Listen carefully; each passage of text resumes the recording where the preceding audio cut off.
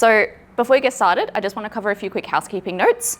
So for those of you who don't know me, hello and welcome. My name is Linding. I'm a registered counsellor, a speaker, and I'm not doing this as part of my master's, but I am completing my master's right now. This is just something that I wanted to bring to community. So the kind of work we do here is a bit of psychoeducation mixed with practical tools. So my goal today is to give you insight, language, things that you can actually use in your day-to-day, that you can take out of here and actually practically use.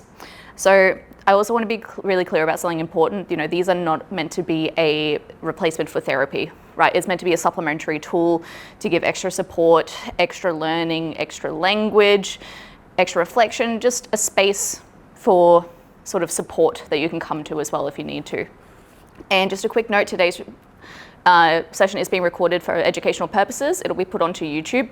None of you will be visible, only I'll be visible, and anything you do choose to say will be completely removed from the recording as well, so you don't have to worry about disclosing as well. So lastly, of course, we're discussing mental health, which can sometimes, bring up some strong emotions. If at any point you do feel overwhelmed or unwell, please prioritize your own well-being. You're welcome to step outside, take a breather, leave entirely. I'm not going to be offended. Just tune into what you need and honor that. So before we get started, I just wanted to get a quick show of hands. So who is in this room have kind of said maybe no problem out loud and maybe finally told someone what you actually needed or told them that you can't do something, and then internally it starts, was I too harsh? Are they annoyed at me now? Maybe I should explain where I'm coming from so they know what I'm saying, what I'm trying to get at. I feel so guilty about this. Maybe they think that I'm selfish. How many people? Yep. It is absolutely so human to experience that, right? But we don't often talk about it, which is the hard part. So we're all allowed to say no. We're all allowed to share what we need to protect our time and energy. Yet sometimes those accompanying feelings that come with it just engulf us completely, right? And so here's what I wanted you guys to know going in. So people pleasing is a way of keeping ourselves safe socially. So at one point in your life, it helped you, probably more than you realize. Or maybe you do realize. It kept you safe. It kept you loved. It kept the peace. So the question isn't, what's wrong with me? Why can't I just say what I need to or say what I actually need, just say no? The question we actually should be asking is this strategy that worked for me in the past, is it still working for me now as I am here today? For a lot of you, the answer is it did. It used to. Absolutely. That's why you have this pattern. But maybe a part of you has recognized that it doesn't anymore. And that gap between those two things is what we're trying to close today. So here's a question that I want you to hold on to as we kind of go on. So I want you to think about the last time when you said yes, but you meant no, or maybe didn't say what you actually needed. What were you afraid would happen if you actually said no or said what you needed? I want you to hold on to that because we're going to come back to it later. And let's start with what people-pleasing is. So people-pleasing is automatically putting someone else's comfort or approval ahead of your own needs. So automatic is the key word. It is not usually a conscious choice as much as it is a reflex. And there's a little simplistic way to kind of tell the difference between kindness and people-pleasing. So would you still do this if there would be no reaction either way, good or bad? If yes, I would lean more towards its kindness. If no, I would lean more towards maybe it's people-pleasing driving the wheel or fear driving the wheel. Of course, it's on a spectrum, but a quick example to show this. So someone asks you to cover a shift at work again. Coming from kindness, you could say, you know what, I have the capacity, I want to help. People-pleasing can be a little bit sneaky because kindness is still there. Absolutely, you're still a kind person. That's not what I'm trying to say. So you can still think, yeah, I have the capacity, I want to help. But maybe also just as strong, there's a fear. I'm scared what happens if I don't say anything, if I say no. Are they going to talk badly about me behind my back? I mean, they talked badly about Karen last week. Maybe it'll be awkward next time I see them and I kind of don't want that. So where does this pattern usually come from? There's a few core roots to it. So one of them is the role that you played growing up. Maybe it was the easy child, maybe the mediator, the fixer. Maybe you felt that you needed to behave a certain way to keep the peace at home. You probably, if you did that, you probably still keep the peace everywhere you go now, or at least try to. Maybe love or safety that felt conditional on being pleasant or agreeable.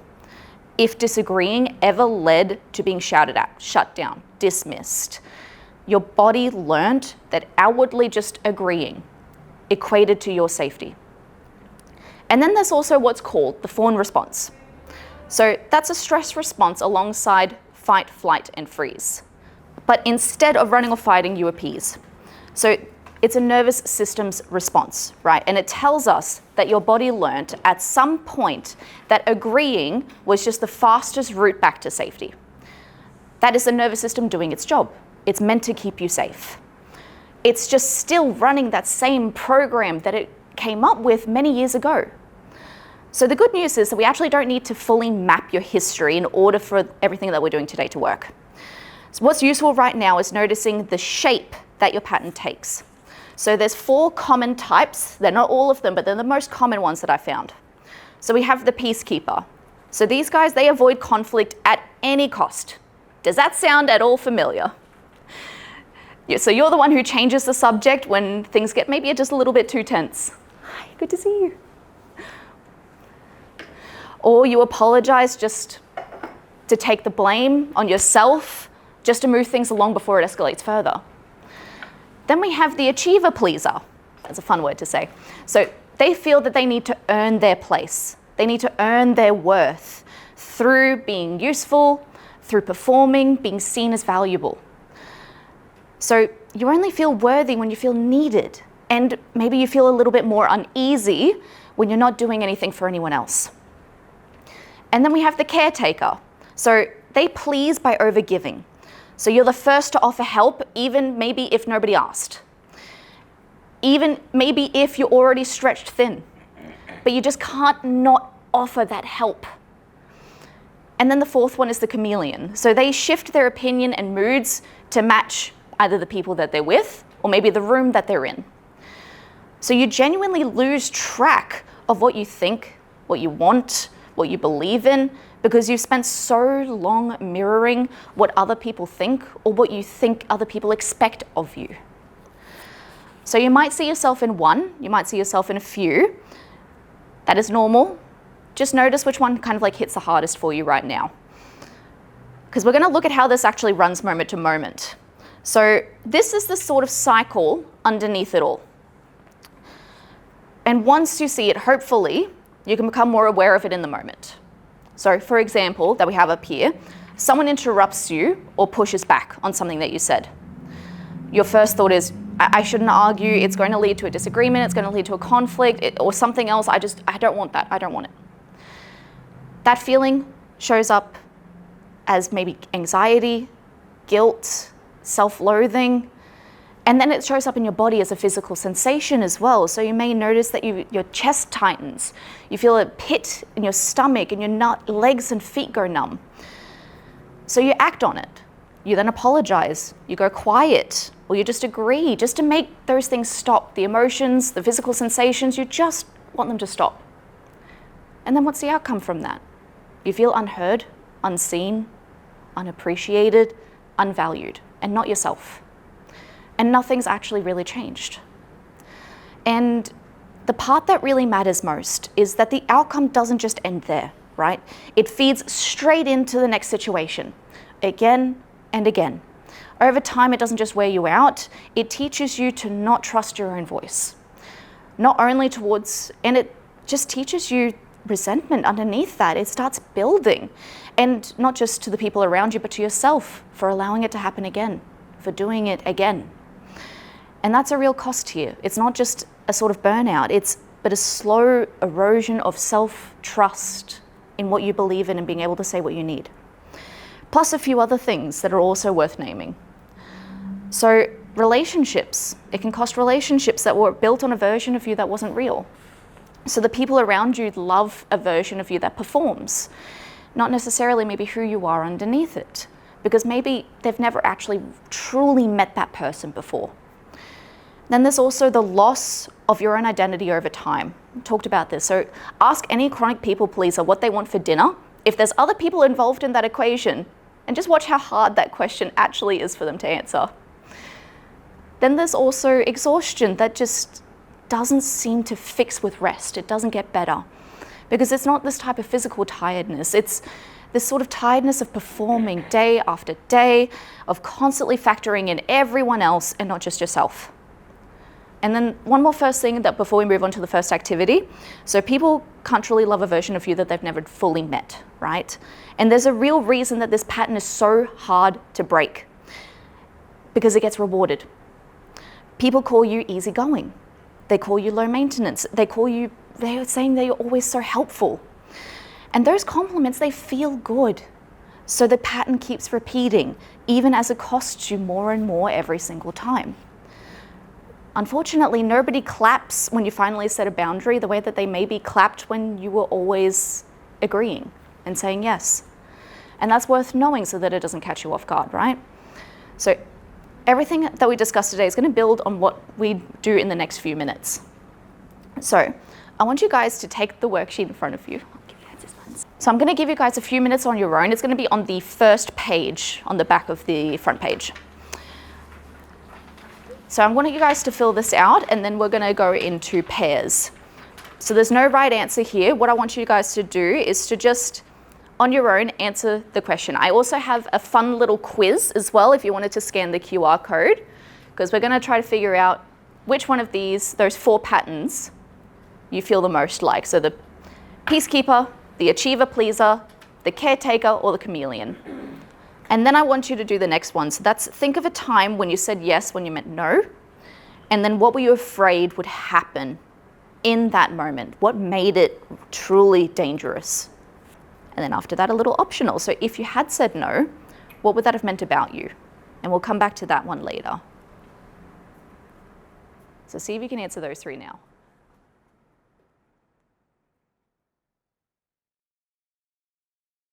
Boundary is.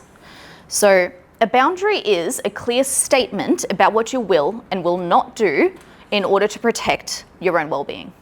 So notice what that does not include, that definition. It does not include someone else's behavior. It is about your own. So I want to clear up 3 myths right now because they're usually what stops a lot of people before they even start trying. So myth 1, boundaries are selfish. In truth, boundaries are maintenance.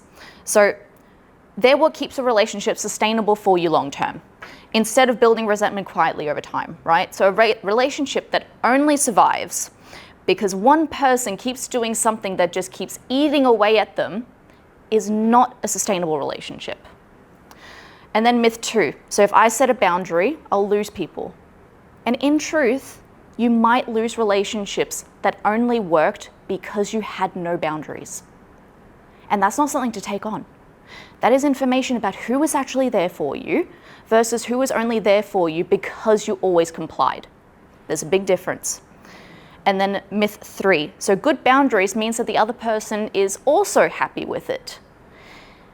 In truth, their reaction is not a measure of whether your boundary was right or not. You can set a good boundary and someone can be upset by it. Both can be true at the same time. It is not black and white. And so boundaries also typically fall into 3 different types. So we have first, physical or time. So this is your body, your space, your calendar, your energy. So for example, you could say, I don't check work messages after 6 p.m. It's often the easiest place to start because it doesn't really require like a massive conversation, really hard conversation. It's just a clear limit on what you're willing to do with your time. And then secondly, emotional. So exactly what is yours to feel versus what belongs to someone else. So, for example, not taking on someone else's bad mood as something that you need to fix. If a family member is in a foul mood, that is their experience to sit with. It does not automatically become your project to solve. And then 3, mental or values. So this is your opinions, your right to disagree. So you could say, for example, I hear where you're coming from, I hear what you're saying. I personally see it a little bit differently, but that's okay. So you're allowed to hold a different view without molding it into agreement just to avoid that tension. And so here's also the formula that we're going to use today. So that's for a quick in-the-moment boundary. I'm going to teach it in full shortly, but this is sort of the quick overview of it. So it's an observation, a feeling or a need, a clear ask or limit, and if it's useful, it's optional, a consequence. So for a quick example of what that might sound like, so when you comment on how I'm raising the kids, I feel judged and shut down. So I'm not going to discuss parenting choices unless I want your input. But I'm always glad to hear your opinion or your perspective when I do. Notice that it's calm, it is specific, and it doesn't apologize for existing. And one more thing that's worth talking about. So a boundary isn't always just no, right? Sometimes it's stating a need out loud before that resentment has a chance to build because your needs aren't being met. So this formula you can use for that too, but it's more for quick limits in the moment. Your workbook later on does have a tool that's made for more bigger planned conversations around needs. Unfortunately, I'd love to go into it today, but I just don't have enough time. So that is for you to take home and you can do that in your own time. But if you have any questions regarding it, you're always free to reach out. Happy to answer any questions via text or email anytime. So one last note before we go and practice this one. Your tone matters as much as the words. So the same sentence said with a shrug meant to diffuse tension is going to feel a lot different than one that's said calmly and evenly. And this might not come out perfectly the first time or the first few times. You might over-explain. You might end on an upturn like you're asking permission, or you might apologize anyway. All of that is okay. Practice it enough and it comes out with more ease. So that's what we're going to practice. So we're going to practice, I'm going to write an example of one on the board now, and then we're going to try one together, and then in groups, you're going to do one yourselves. So we're going to work with this one. So this is the example that I have. So a colleague keeps assigning you tasks outside of your role. So this is the format that we're going to use. When, I feel, so, if, then. So when you give me tasks that aren't a part of my role, I feel stretched too thin to do my job properly. So I won't be taking those on anymore. And then this is the optional consequence. So it's if, then. So it's if this keeps happening, then I'm going to run it by our manager, or everything through our manager. So that's the format for a quick in-the-moment boundary. All right, so I want to try to do this one together as a group then. So a friend cancels last minute repeatedly. So now we're stating the situation. So what's happening? Yes? Yeah, when you cancel last minute. Yep, I feel. Yeah, disrespected. Yeah, rejected as well. All right, so then so. Yeah, so don't make a plan at all. Won't make any more plans going forward. Anything else? Yeah, unless I have a valid reason. Yeah, so if this keeps happening, remember, this is the consequence, so it is optional. So if this happens again, then won't plan anything going forward. Yeah, won't call them anymore. You guys have all gotten the sort of shape of it. I'm going to give you guys some ones to try for yourselves now that you have the formula. So I'll get you guys to go in groups. So I'll give you all one. Yeah. Yeah, and I think that's actually a good note to touch on as well, is that all of these don't have to be completely like cut off ultimatums. They can just be, look, for the message one, if this keeps happening, I will check every now and again, and maybe you'll get a response in a few hours, not instantly. In terms of other things, not criticizing, or in terms of being dismissed by feelings, in those instances, maybe saying like, look, it seems that this is not working right now. If this keeps happening, I'm gonna leave this conversation right now and come back again a little bit later to try again. So it doesn't always have to be a complete cut-off ultimatum as well. There's always options with those ones. So yeah, it is one of those really difficult ones that's so it's hard to deal with, and I think it needs a little bit more personalization depending on like the actual circumstances that you're in, definitely. Yeah. So, sorry I couldn't give you a very like straightforward answer for that. Yeah. I mean, it's worth giving a go, seeing if it works. If it doesn't, yeah, try something else. But this is just a very general thing, right? This is a very general workshop. It's a very general sort of framework that you can try to use. But I also know that not everything is always going to work for every situation.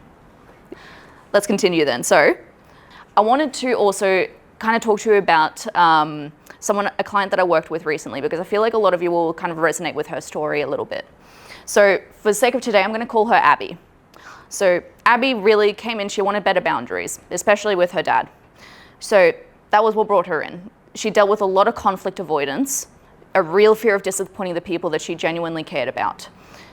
And with her father especially, when she tried to bring up something gently and he'd just talk over her before she'd even gotten all of her words out.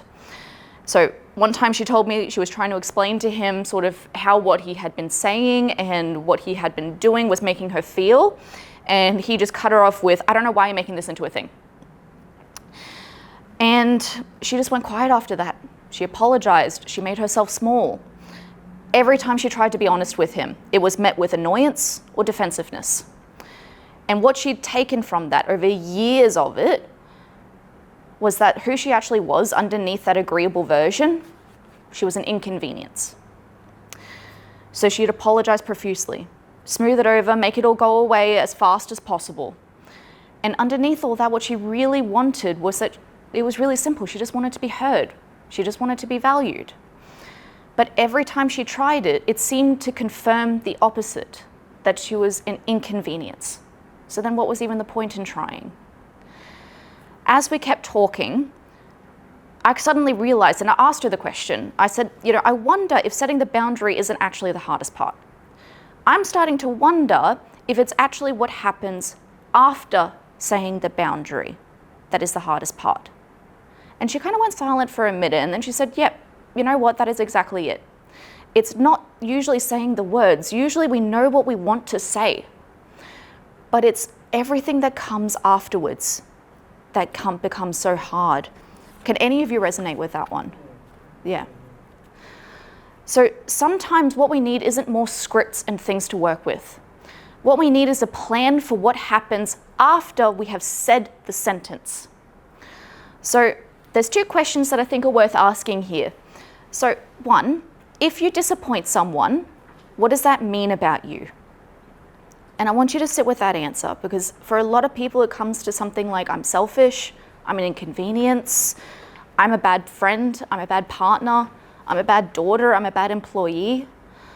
And then two, what are you afraid happens if you don't apologize, if you don't smooth things over, if you don't soften it somehow or dismiss it?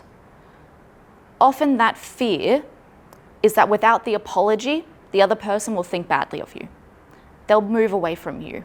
Maybe they'll lash out. Stop talking to you. Yeah. So what are these things that you're afraid actually will happen? What makes it dangerous? And I want you to notice something about the answers that you do come up with, because they're rarely about the actual request that you make. They're about what you've decided it means about your worth as a person. And that's the real target. So it's the belief underneath and not the person. It's about your worth. And you are 100% worthy and allowed to have this. And you need to give yourself the permission to allow that.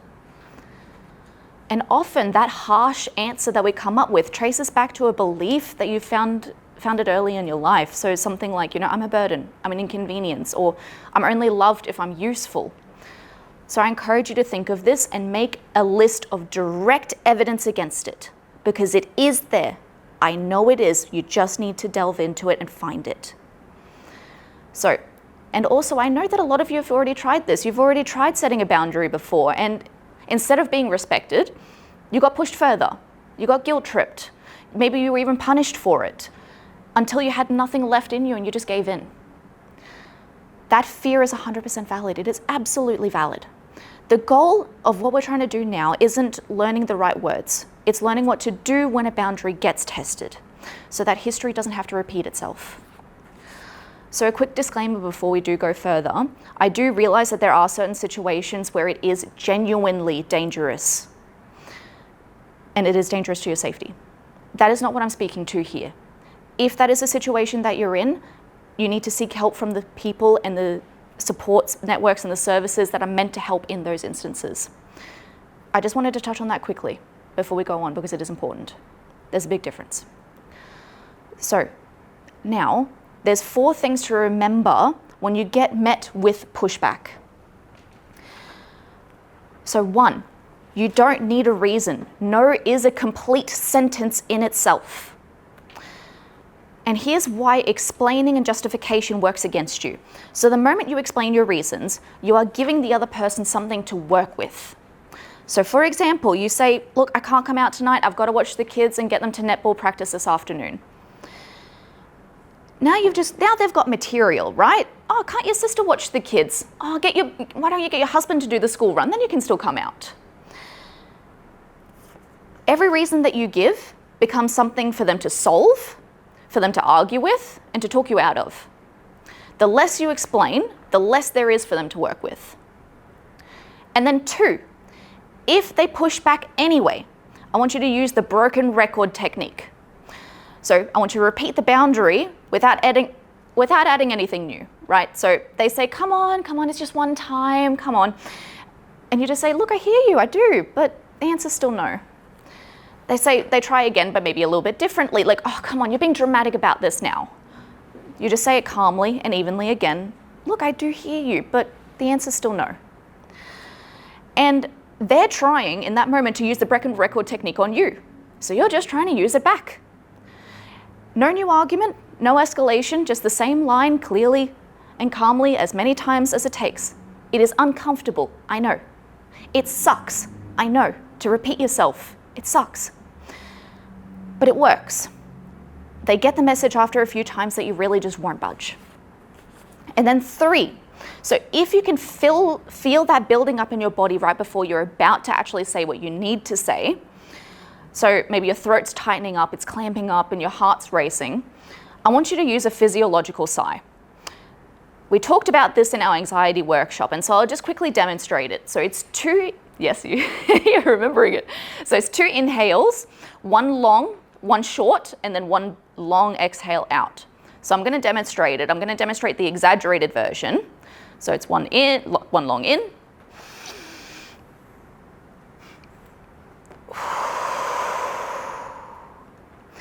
So there's something about that little top up at the end. So you fill your lungs up with the first one all the way up. That little top up, it fills up tiny little air sacs in your lungs that often don't get touched. And then the offloading, the sigh afterwards, it is offloading a massive amount of CO2, which lowers your nervous system. So that's an exaggerated version, but in the moment, you don't want to do that while someone's looking at you, right?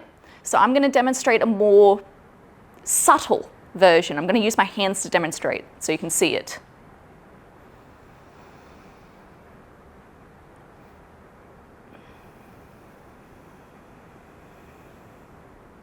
Right? A lot more subtle. You can do it in the moment while you're having a conversation with somebody. You can do the more exaggerated one. They might look at you a bit funny, but you can do it anytime as well. It's silent, nobody's going to notice it, and it actually targets directly your elevated nervous system to bring it back down within seconds. It's a specific tool from respiratory research that is brilliant for this exact moment. As I said, you can use it anytime, especially with anxiety and anxious moments. And then 4, so as we just talked about, so the moment that's usually the hardest is right after it happens. Maybe it's the silence, the anticipation of what they might say, the face that they make at you, and maybe what they actually do say. That's when the urge to say, look, I'm really sorry, I just mean, and to over-explain, that starts. And here's what's actually happening. So your body is reading that silence and their reaction as a signal of danger. And danger demands that it needs to be fixed immediately. And so that's what you do. But nothing dangerous is actually happening. It is uncomfortable. Yes, absolutely, it's uncomfortable. but you're not in danger. And the only way that your nervous system learns that difference is by staying quiet through that silence instead of going to rescue yourself from it. So every time you feel that silence, you are teaching your body, teaching yourself that that silence really was unbearable. It really was dangerous. Every time you sit with it, you're teaching it the opposite. So if it helps, it's good to coach yourself using your own name. So instead of I, so this is internally in your head after you've said what you needed to say. So you can say, finish the sentence, say, for example, Angel, you've already said it. Let it sit. This uncomfortable feeling is proof that it matters to you, not proof that you're wrong in saying what you said. Research shows that talking to yourself in third person like that, the way that you would talk to somebody else, creates psychological distance from that intensity of the emotions and from any emotional flooding. So you can use it in any moment that your emotions are really, really tense. Talk to yourself in third person. And underneath all this, right, the feeling of guilt does not mean that you are wrong. Remember the story that I talked about. The guilt that shows up afterwards is the boundary. That's not the boundary going wrong, but it's a rule, an old rule that's breaking within you, right? The discomfort is a sign that something is changing, not that you've done something wrong by doing what you did. So to recap this whole section, the sentence itself can sometimes be the easy part. The formula gets you there. What actually gets you through is that breath before you speak, sitting in the silence after, instead of rescuing it, and then knowing exactly what to do when you're met with pushback. So repeat yourself, but don't explain further. And knowing that the guilt afterwards isn't proof that you're wrong in doing this. You're absolutely allowed to. Now, for our final activity, I want you guys to go back into your partners, and on our third page on live exercise 3, I want you guys to write down one boundary that you need to set in your life right now. Try using the formula. I want you guys to try picking something real and not hypothetical, but if you do struggle to find something that you do need to set right now, you can pick a hypothetical. But this works better if the boundary is something that you actually need to set. You're both going to do it individually first. Okay. So you're going to come up with a boundary in your own life that you need to set. Okay. And then we're going to practice running it together. So you're going to practice the breath before saying it and then sitting in the silence afterwards. And I'm going to get your partner after that silence, you've sat in it and you've both felt uncomfortable in that silence, your partner's going to try to push back slightly and try to argue with you. And then you need to say what you need to say. Whether that is repeating yourself, just saying no, whatever it is, we're going to actually practice it. All right, and then we're going to take turns. So for right now, just write in your own workbooks, write down a boundary that you do need to set, and then we'll actually practice it together. So how did that go? How did that feel for everyone in this setting? Yes, of course. That's what I mean. Like in the moment, you're going to start to feel those like physiological sensations, like you're going to feel really clampy and just not want to, anxiety. Yeah, it's not going to be comfortable to say.